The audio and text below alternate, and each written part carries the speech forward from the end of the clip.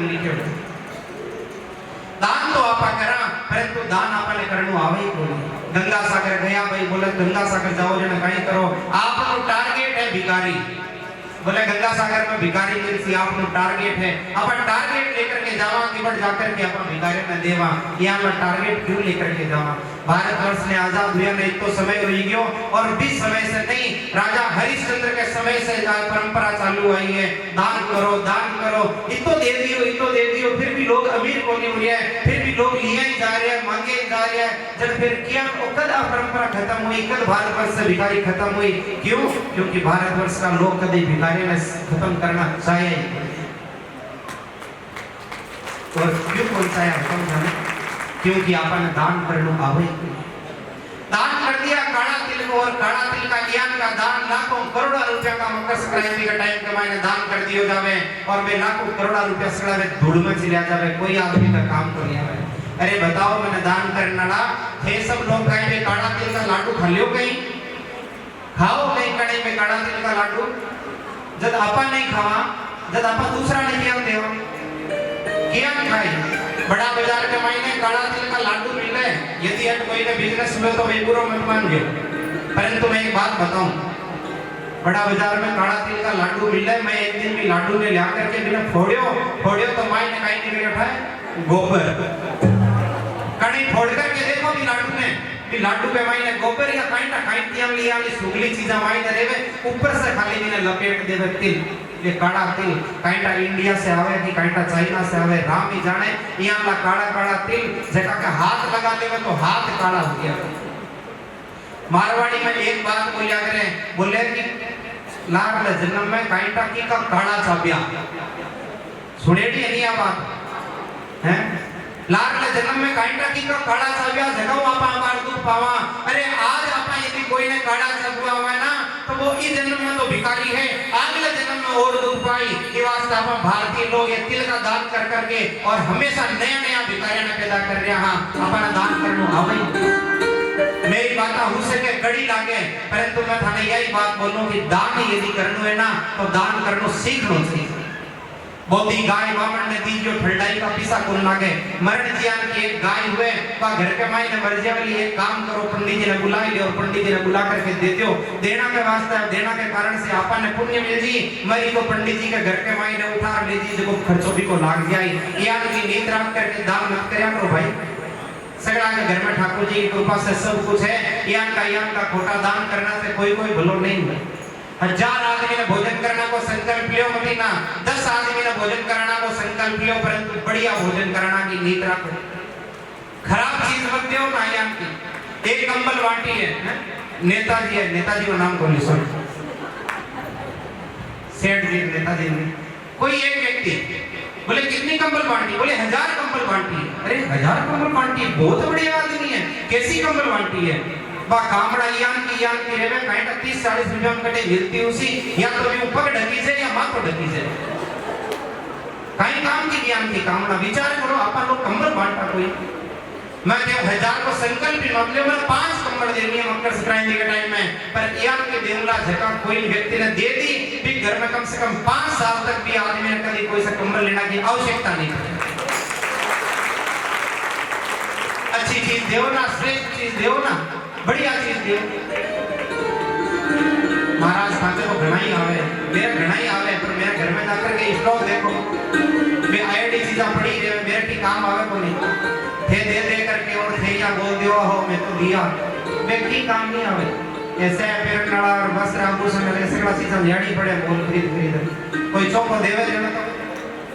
परंतु भाई एक बढ़िया बात मैं थाने बतानी पड़े महिला मंडल की तरफ से बन के महाराज एक बढ़िया कुर्तो बनाई लीजिए मैं आज जगह कपड़ा पहन रही हूं मंडल की तरफ से बनाया हुआ छोटी चीज बनवाई ने पहन ली बटाई करनी चीज अभी की हैं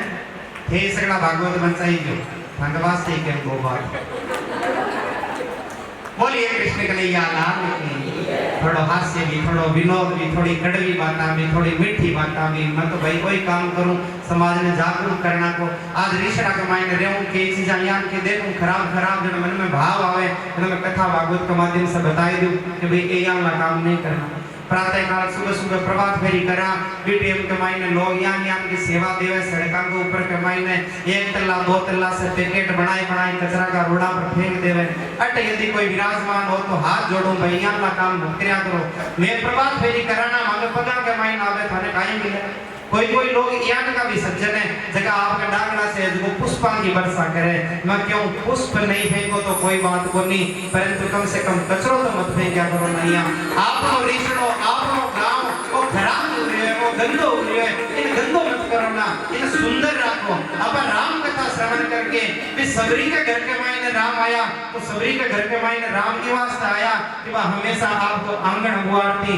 वह हमेशा आपका आंगना ने साफ सुथरा रखती और वह काई करती भगवान के वास्ते पुष्प बिखेरती और आपा के घर भी भगवान आवे राम आवे तो वे गड़िया ने वे मोहल्ला ने वे रसड़ा ने शुद्ध रखो पवित्र रखो साफ सुथरा रखो जड़ी तो ठाकुर जी आई ना है नहीं तो काई आई दरिद्रता आई सुंदरता में साफ सफाई में लक्ष्मी जी को वासो है और यहाँ की गंदगी हटाने में दरिद्रता को वासो है आज के समय में बहुत सारा दान मत करो यदि आज कुछ देने चाहो ना आप लोग तो एक काम किया करो कोई ने शिक्षा दिया करो कोई ने चिकित्सा दिया करो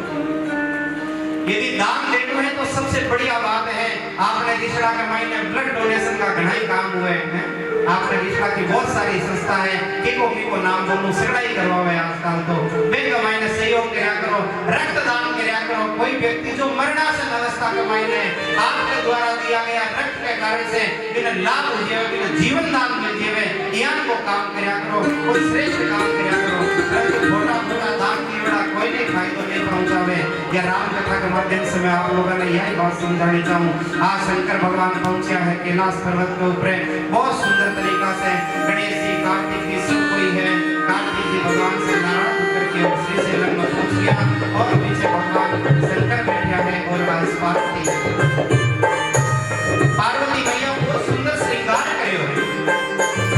बहुत सुंदर श्रृंगार करियो है और बहुत सुंदर हमारी कल्पना की बात है कि पार्वती मैया बहुत सुंदर आज लेरिया की साड़ी पहनी यानी कि सावन के महीना में भोला बाबा बहुत सुंदर एकदम प्रसन्न मुद्रा के महीने हैं और आज पार्वती मैया बहुत सुंदर लेरिया की साड़ी पहन करके सुंदर श्रृंगार करके आई है और आकर के भोला बाबा के सामने हाथ जोड़ी है यहाँ के ऋषि और भरद्वाज जी को यो वार्तालाप चले हो भरद्वाज जी यहाँ के ऋषि ने बार बार प्रणाम करें और यहाँ के ऋषि कहने लग गया कि माँ आपने 2 दिन तक लगातार ये सब कथा श्रवण कराई आप भी कथा से संतुष्ट हो बोले हाँ महाराज संतुष्ट हूँ मैं आपने राम कथा पूछी आप मैंने शिव कथा सुनी है मैं आपने पूछे भाई हूँ राम कौन थे भरद्वाज ऋषि को तो ये प्रश्न हो राम कौन थे और यहाँ के मैंने ऋषि का बताया शिव जी के बारे में शिव जी के परिवार के बारे में शिव विवाह के बारे में मैंने और पूछने लगा कि आप क्या संतुष्ट हो बोले हाँ महाराज बहुत संतुष्ट हो बोले कैसे संतुष्ट हो मैंने तो आपको शिव कथा सुनाई बोले आप कोई भी कथा सुनाओ भगवान शिव की कथा सुनाओ तो वह भी राम कथा ही है और आप राम कथा सुनाओ वह भी शिव कथा ही है क्यों शिव हरे शिव राम सखे प्रभु त्रिविध ताप निवारण विभो भगवान राम और भगवान शिव जो लोग शिव का भक्त है भगवान राम के ऊपर प्रसन्न रहे जो राम का भक्त है भगवान शिव के ऊपर प्रसन्न रहे बोलो शिव शंकर भगवान की पार्वती भले अवसर जानी गई संग कही मातु भगानी पार्वती भले अवसर जानी गई संग कही मातु भगानी पार्वती भले अवसर जानी गई